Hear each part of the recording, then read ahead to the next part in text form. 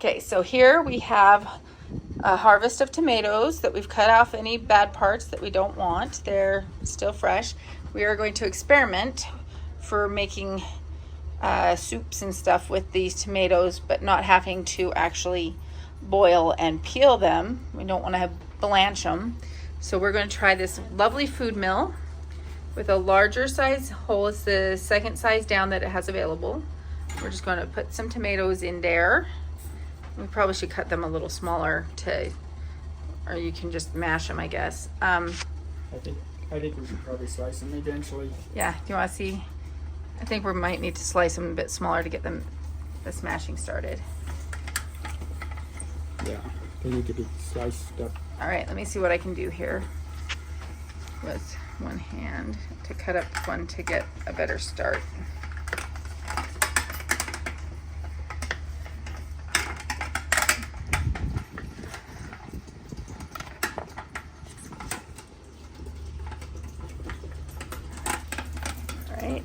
Go. Put some more tomato in there, and hopefully this mill will help hold the skins out, but then we'll get all the wonderful juice and meaty material inside and the seeds into the pulp down there. It seems to be working really well. So we are going to jump ahead. So we've been grinding tomatoes for a few minutes, and they build up a little bit. And this is my tool for making sauerkraut or kimchi or whatever. It's a nice just piece of wood that you can use to pound and mash. So as we get it to work down, we can take this and we can really just mash some of the stuff that's not stirring quite as well there.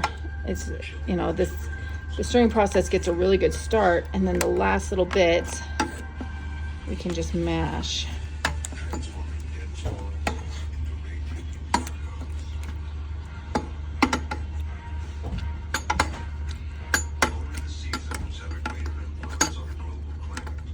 And help break that up a bit.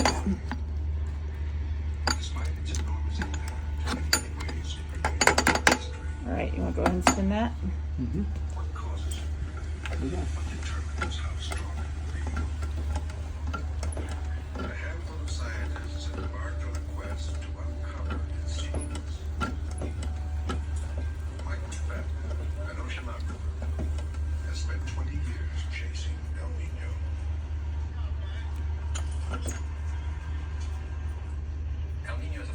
Scientific problem. Just let me know how many you want me to throw in, Dad, and I can grab it while you keep spinning. Requires a variety of skills and expertise to address the issue. And put in those other Here. two slices over there. That's kind of building up a little bit in the corner there, so Yeah. It's not routine science. okay. Flatten them out a little bit so it don't build up so much. In service to mankind, you might say. All right. The impacts of El Nino are felt worldwide, and so it's more than just. Did you hear what he said? Hold on. The seasons. Mom, hold on. Oh. Okay. Okay, we're gonna pause and we're gonna work on this for a little bit, and then we'll come back a little later. Okay, I took out the turning device. So you can see this is basically the skins here that we've got. I'm going to be scraping off the bottom real quick here. Dad, will you hold the camera on the thing, just like right there? Okay. Thank you. So I'm just going to take a knife, scrape the bottom, cut off everything that was kind of like when you crush garlic a little bit, huh?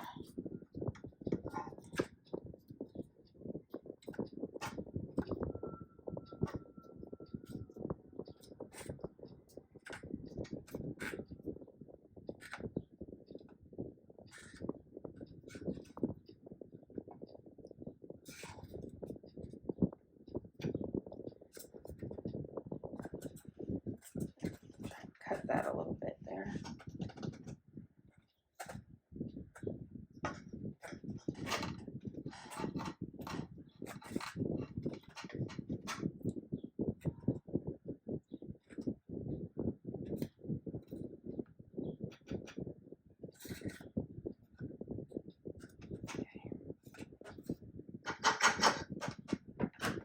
of this can go out to the compost. So we'll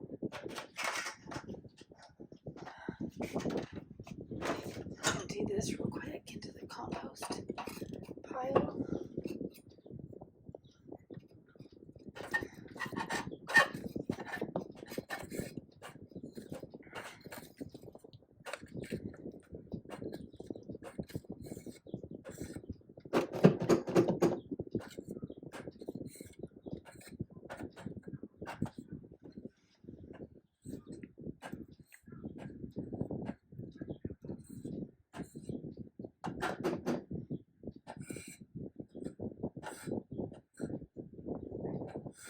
Probably don't have to clean it quite as well. I'm just a bit overly particular.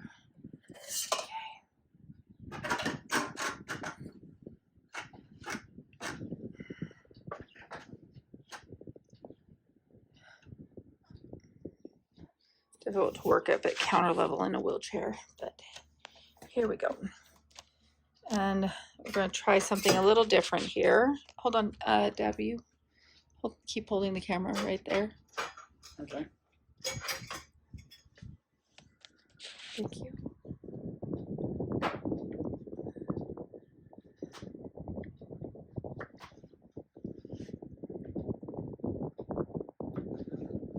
Let's put a bunch of tomatoes real quick.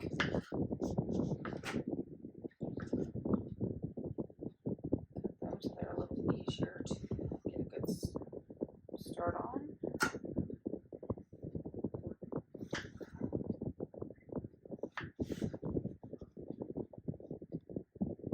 I should have cut that the same as I was doing the other side. I don't know why I did that.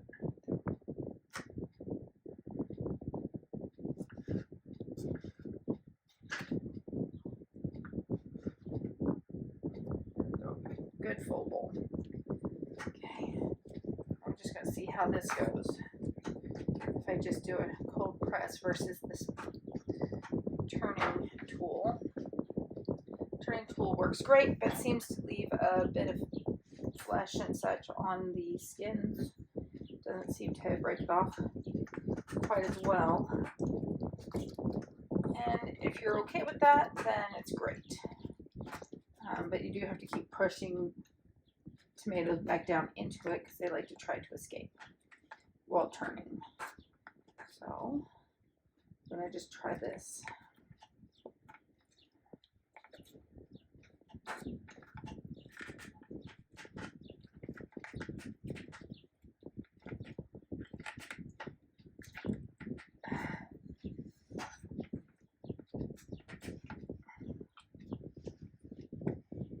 Much harder on the hands, so if you have any wrist issues like I do, this might be better to keep doing the turning because this is a little hard on the hands.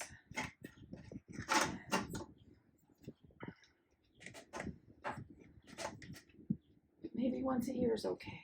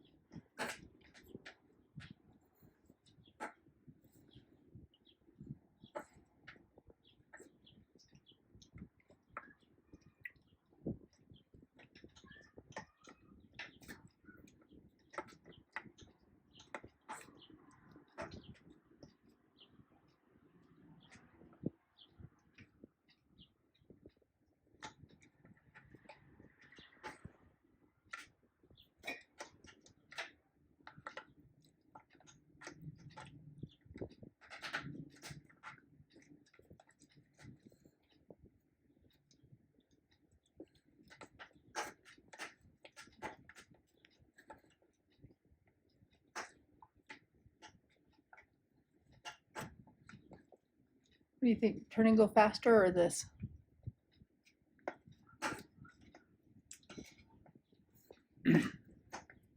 I know you still have a ways to go there. Turning might be easier. Yeah, I don't think it's faster. That was, what, 4 tomatoes? Mm-hmm.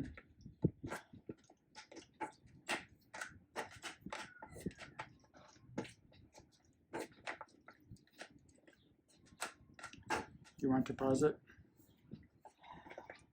Thinking I put the turner back in, add 4 more tomatoes, and see how fast it goes. We can get Okay. an actual timed record of how it's going. Okay. Yeah, there's still a fair amount of juice and such left in there that would require quite a bit more squishing. Okay, we'll put the turner back in.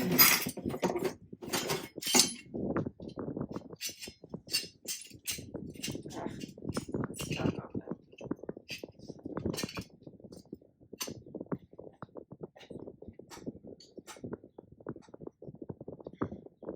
That's a bit harsh on the wrists. You want to hold the camera and I'll put it in. No, I got it. Just gonna use 2 hands. There we go. Got it in place. All right.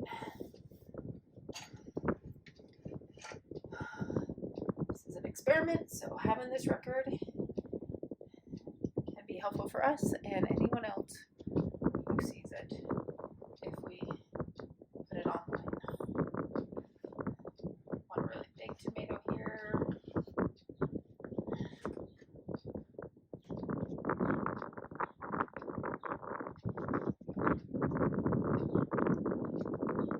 Oh, you only generally put in 1 tomato at a time, huh?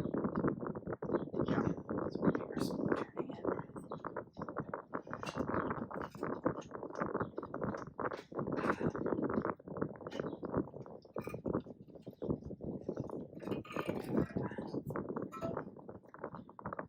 Teach your own wrists, definitely. And the elbow.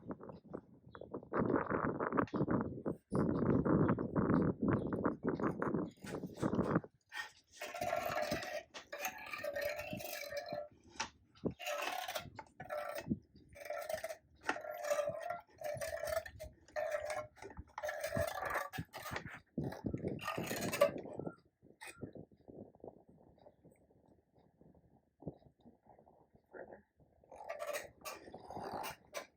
Get everything all messy.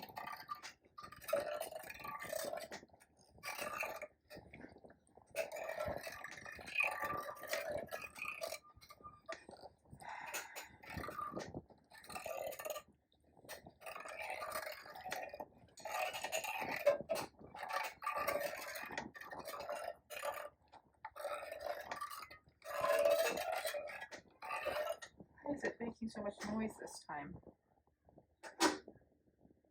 It does that sometimes. The It spring just starts making a bunch of noise. stuff is getting under the blades and pushing it up, and that causes the spring to make noise.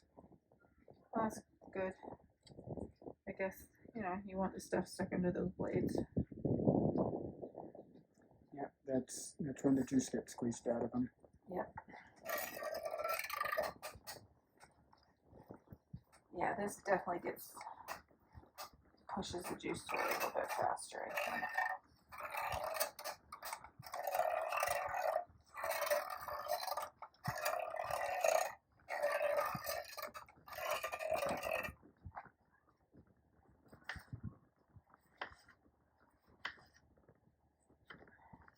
We're doing this cold because we don't want soft skins that are going to break and go through the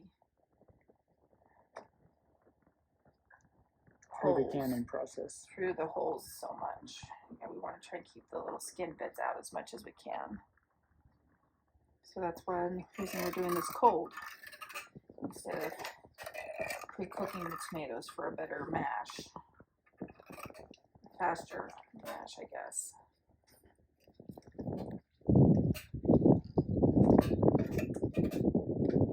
I think cooking them is less work, but then you have skins floating in your final product. So it gets a skin. Yeah, and if you don't mind that, then it's fine. But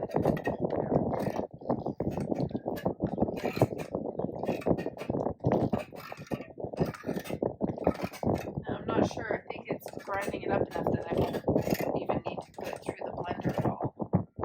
Like we did last time when we blanched them and skinned them, and then we put them through the blender in 4 cup amounts at a time. And I think if you want it to come out really creamy, you're still going to have to blend them very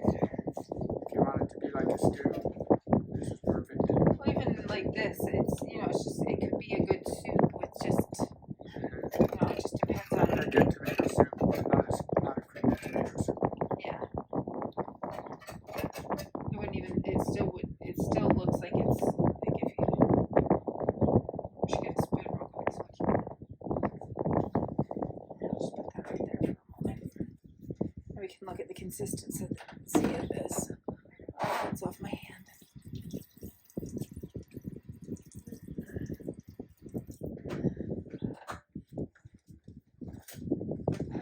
I need not a tight spoon.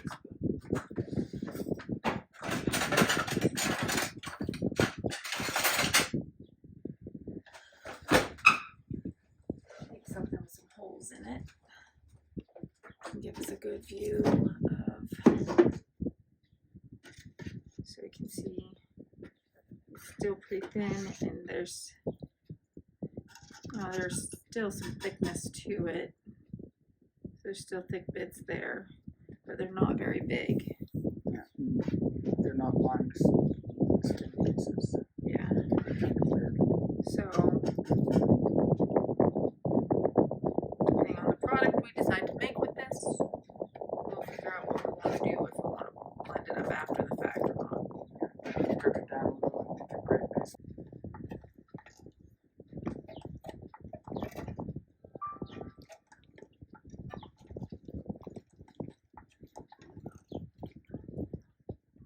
Yeah, I think just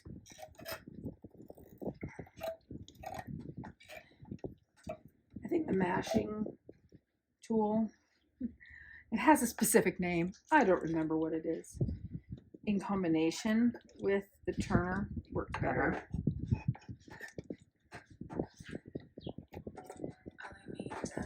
Oh, don't start a music while the video's going. We can listen to music when we stop the video. I think that'll be better.